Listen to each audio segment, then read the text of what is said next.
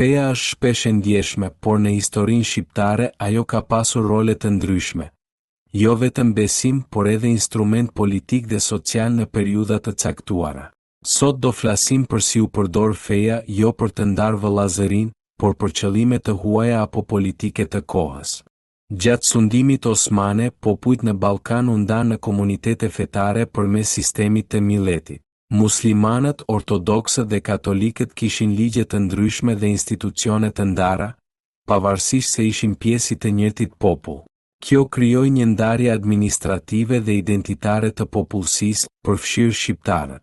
Në shumë zona, shqiptarët u bën musliman për arsye të taksave, mundësive administrative ose presionit ekonomik, jo gjithmonë nga besimi i brendshëm. Ka gjithashtu raste criptokrishterësh, laraman, që dukeshin musliman publikisht por praktikuan krishterim në fshehtësi si strategji për të mbijetuar. Këto konvertime shpesh kaqjuan identitetin etnik me atë fetar, duke krijuar një linjë ndarjeje që ishte më politike se shpirtërore. Në shekullin e 19 dhe fillim të 20, fuqitë e huaja shpesh përdorën fen për të justifikuar ndikimin e tyre në territore. Fuqitë perëndimore shpesh lidhin komunitetet shqiptare katolike me Romën. Kishat ortodokse shpesh përfaqësonin interesa greke ose slave.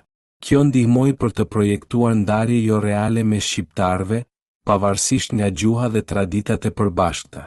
Ndryshe nga vendet fqinje të Ballkanit, shqiptarët zhvilluan një identitet kombëtar që e vendosi gjuhën dhe kulturën përpara fesë.